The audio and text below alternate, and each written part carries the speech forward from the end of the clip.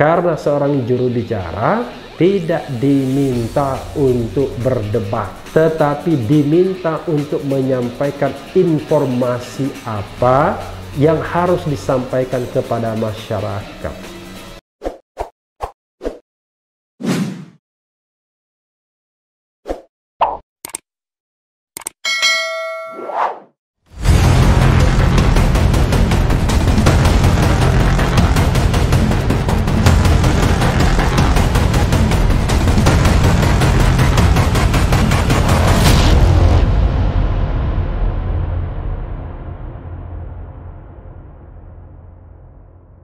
Assalamualaikum warahmatullahi wabarakatuh, Sobat RH sekalian. Jumpa lagi kita di channel yang keren ini, Keren Cadas. Hari libur ini, tapi kita harus terus mengubar berita untuk Sobat RH sekalian ya. Nah, ini ada berita menarik. Berita menarik soal jubir, juru bicara presiden atau juru bicara istana. Dari CNN Indonesia.com, Muldoko, hanya 3 orang yang bisa bicara wakili istana. Wah, luar biasa ya. Jakarta, CNN Indonesia. Kepala Kantor Staf Presiden Muldoko menegaskan hanya ada 3 orang yang bisa berbicara mewakili istana. Berarti mewakili presiden toh, istana itu kan presiden. Hal ini diungkapkan Muldoko menyusul kasus sepeda yang diberikan artis Daniel Mananta untuk KSP dan menimbulkan polemik. Ya, saya tertarik membahas ini ya, karena ini sangat lekat dengan konsep kenegaraan ya. Gini, yang seperti kemarin case tentang sepeda, kita sepakati dulu bahwa kalau mengatasnamakan istana itu representasinya kalau di staf presiden 1 Mensesnek, 2 Menseskap, lalu KSP, kata Muldoko dalam rekaman Kamis 12 November. Dengan ditunjuknya 3 orang tersebut, maka setiap tenaga ahli KSP tidak bisa berbicara atas nama istana. Luar biasa ya. Padahal beberapa orang mengatasnamakan seolah-olah itu adalah suara presiden ya. Para tenaga ahli hanya bisa berbicara atas nama KSP. Alasannya adalah mereka ini yang berbicara adalah atas nama kantor kepala staf presiden di bawah kendali saya. Jadi kalau ada salah, saya yang bertanggung jawab, bukan presiden. Itu harus clear dulu biar nggak simpang siur. Memang ada kesalahan-kesalahan, ada 2 kali ya, beber dia. Dengan penunjukan ini, maka diharapkan alur komunikasi menjadi lebih baik. Kemudian, penunjukan ini bisa meminimalisasi miskomunikasi di istana. Luar biasa ya. Menurut Muldoko, ada beberapa kasus seperti sepeda yang ujungnya dianggap menyudutkan Presiden Joko Widodo. Intinya, bahwa semuanya itu yang ingin saya garis bawahi. Jangan dikit-dikit istana. Seperti yang kemarin itu masalah sepeda. Sepeda kemarin saya harus jujur bahwa presiden nggak ngerti apa-apa, jelas dia. Tetapi karena beritanya sudah salah kutip seperti itu, akhirnya kita saya khususnya menjadi kalang kabut. Inilah hal-hal yang manusiawi. Kadang-kadang ada kesalahan kutip, salah redaksi, dan seterusnya. Saya harus jujur, saya mohon maaf hal-hal seperti itu, saya harus jujur, sambung dia. Terakhir ia menegaskan bahwa setiap informasi yang keluar dari KSP berada dalam tanggung jawab Muldoko. Selebihnya, istana hanya akan dibawa oleh 3 orang yang telah ditunjuk sebelumnya. Tapi semua dalam tanggung jawab saya selaku Kepala Staf Kepresidenan, dan yang berbicara atas nama istana adalah Pak Pratikno, Mensesnek ya, Menteri Sekretaris Negara, Pak Pramono Anung, yaitu Sekretaris Kabinet ya, kemudian KSP dan KSP. Biar nanti clear ini, kalau ada yang salah dari kantor KSP, saya yang bertanggung jawab, bukan istana, kata dia. Sebelumnya, kantor staf kepresidenan menyatakan bahwa 15 sepeda donasi dari PT Roda Maju Bahagia kolaborasi dengan Damn I Love Indonesia milik Daniel Mananta ditujukan kepada lembaga negara yaitu KSP. Ngapain KSP ya? Kepala Staf Presiden Muldoko mengklarifikasikan hal tersebut karena terjadi kesalahpahaman di publik bahwa ke-15 sepeda lipat tersebut ditujukan kepada Presiden Jokowi dan dirinya. Sobat RH sekalian, itu soal juru bicara ya, yang bisa bicara mewakili istana. Tentu pertanyaannya adalah bagaimana dengan Fajrul Rahman, juru bicara presiden? Apakah Fajrul Rahman sudah dipecat, sudah di non-jobkan atau bagaimana? Jadi dari sini saja sebenarnya logikanya aneh. Tapi saya senang dengan pernyataan Muldoko tersebut. Karena menurut saya selama ini terjadi kekacauan dalam komunikasi istana. Sangat-sangat kacau. Kenapa sangat kacau? Karena banyak sekali orang yang berbicara seolah-olah mewakili istana, mewakili presiden.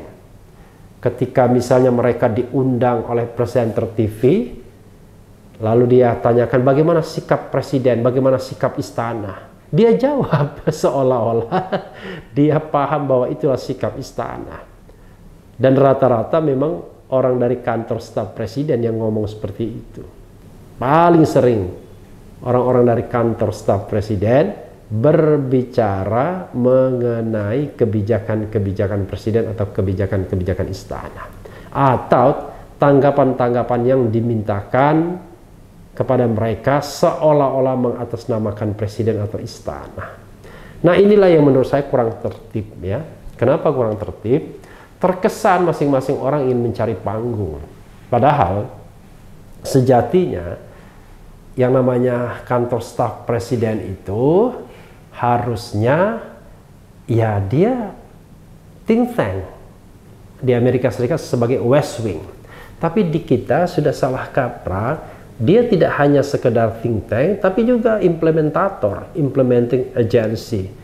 Dia memonitor misalnya program-program strategis dan lain sebagainya. Itu yang saya pernah lihat dari bunyi perpresnya, peraturan presidennya. Aneh memang.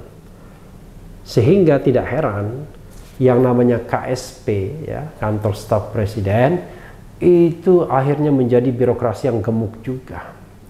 Ada deputi di sana, ada staf-staf ahlinya, ada ya bagaimana birokrasi selayaknya, mulai dari eselon 1, 1B, eselon 2, eselon 3 dan lain sebagainya, sehingga kantor staf presiden berkembang menjadi institusi yang terlalu gemuk dan besar. Saya membayangkan nanti presiden yang baru itu barangkali akan berpikir untuk membubarkan kantor itu. Kenapa begitu? Karena kantor ini kantor yang sangat ibaratnya Jokowi minded. Betul-betul mengangkat orang-orang yang kemarin berjasa di dalam proses berpemilu. Sehingga mereka diberikan tempat di kantor staf presiden itu. Lihat saja nama-nama yang beredar selama ini misalnya. Sementara di kantor staf kesekretariatan negara atau Kementerian Sekretariat Negara, ya orangnya tidak banyak. Yang saya tahu misalnya staf khusus menterinya Alexander Ley masih di sana. Lalu juga ada staf menteri lainnya, siapa lagi ya. Sementara di presiden masih ada Ari Dwi Payana. Saya tahu karena saya pernah 4 bulan menjadi staf khusus Menteri Sekretaris Negara Pratikno dan akhirnya berhenti. Jadi di sekretariat kabinet saya kurang begitu tahu siapa sekarang yang menjadi staf ahlinya atau staf khususnya. Karena dulu staf khususnya adalah ketika masih sekretaris kabinetnya Andi Wijayanto, itu Teten Mas Duki. Ada Teten Mas Duki, kemudian ada Makmur Keliat ya, ada Dani ya yang sekarang di KSP, Pramowardani ya. Nah, orang-orang itu yang ada. Tapi sekarang makin banyak orang-orang baru ya.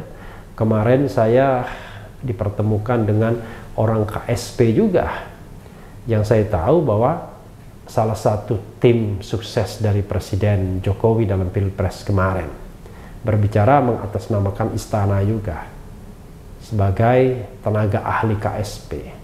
Ya, yang paling fenomenal tentu Ngabalin ya, yang bolak-balik ke sana kemari mengatasnamakan sebagai ya memang tenaga ahli kedeputian di KSP, tetapi kan seolah-olah mengatasnamakan diri sebagai juru bicara presiden atau juru bicara istana. Nah, sekarang dengan pernyataan Muldoko tersebut, hanya 3 orang yang bisa mengatasnamakan istana kalau statement. Nah, pertanyaannya adalah yang lainnya atas nama siapa? Kalau atas nama KSP, apakah ia media atau juga presenter TV ingin tahu bagaimana sikap KSP? Bukankah yang mereka ingin tahu adalah sikap istana terhadap isu-isu tertentu? jadi bertelevisi mengundang orang yang salah, orang yang keliru untuk mewakili istana, seolah-olah mereka berbicara mewakili istana, padahal menurut Muldoko mereka tidak berhak mewakili istana. Jadi bisa dikatakan informasi yang mereka sampaikan, informasi yang tidak bisa dipertanggungjawabkan sebagai suara istana. Bisa informasi persepsi pribadi mereka masing-masing, atau informasi yang tidak bisa kita pegang sebagai sebuah informasi karena tidak disampaikan oleh orang yang berhak atau orang yang memiliki kewenangan. Jadi Sobat Era sekalian, dalam hukum administrasi negara ada 3 hal yang harus dipegang. 1, melampaui kewenangan. 2, tidak berwenang. Dan 3, berwenang. Nah, hanya orang yang berwenang saja yang informasinya bisa kita percaya dan bisa kita terima atau kita cerna. Tapi kalau dia tidak berwenang, maka seluruh informasinya menjadi invalid. Informasinya invalid, tidak perlu dipertimbangkan. Atau dia melampaui kewenangannya. Kewenangannya mewakili KSP, kantor staf presiden, tetapi mengatasnamakan sebagai seolah-olah juru bicara istana. Nah, ini yang harus ditertibkan Muldoko sendiri, karena saya banyak menemukan fenomena seolah-olah tenaga-tenaga ahli di KSP itu mewakili istana ketika berbicara di publik. Ini yang harus dibereskan oleh Muldoko sendiri. Lalu persoalannya, bagaimana dengan juru bicara yang diangkat secara resmi, yaitu Fajrul Rahman sebagai juru bicara presiden? Apakah istana sama presiden berbeda? Tidak. Karena istana itu adalah representasi dari presiden. Presiden adalah istana, istana adalah presiden. Karena kita sistem pemerintahan presidensial. Dan yang anehnya juga, ternyata ada juga juru bicara wakil presiden. Padahal dalam pemerintahan presidensial tidak diperlukan yang namanya statement wakil presiden. Jadi kalau misalnya presiden mau mengeluarkan statement, ya itu adalah statement pribadi wakil presiden terhadap hal-hal yang tentunya tidak boleh mengatasnamakan presiden kalau memang dia tidak diberikan mandat untuk ngomong mengenai kebijakan istana secara keseluruhan. Jadi pertanyaannya adalah, menarik juga kan? Bagaimana dengan wakil presiden? Apakah wakil presiden bisa menyampaikan suara istana? Karena tadi cuma 3 kan? Apakah suara wakil presiden itu hanya wakil presiden sendiri untuk wakil presiden sendiri? Nah, ini juga sebuah kekeliruan menurut saya. Kenapa? Karena kantor presiden dan kantor wakil presiden itu dibedakan. Masing-masing punya pulau sendiri. Kantor presiden merekrut orang-orang yang kemarin mungkin berjasa dalam pemenangan Jokowi. Kantor wakil presiden merekrut orang-orang yang dekat dengan wakil presiden. Jadi 2 jabatan ini seolah-olah terpisah, padahal tidak boleh. Karena dalam sistem pemerintahan presidensial yang ada hanyalah primus inter pares, yaitu seorang presiden. Jadi tidak ada yang namanya statement wakil presiden, statement dari atau kebijakan dari wakil presiden. Kalaupun mau ditanyakan, ya dia tetap menyuarakan kebijakan istana atau kebijakan presiden dalam sebuah sistem presidensi. Jadi kalau kita bicara presiden itu tidak hanya pribadi dia, tapi melekat pada dirinya lembaga, yaitu lembaga kepresidenan.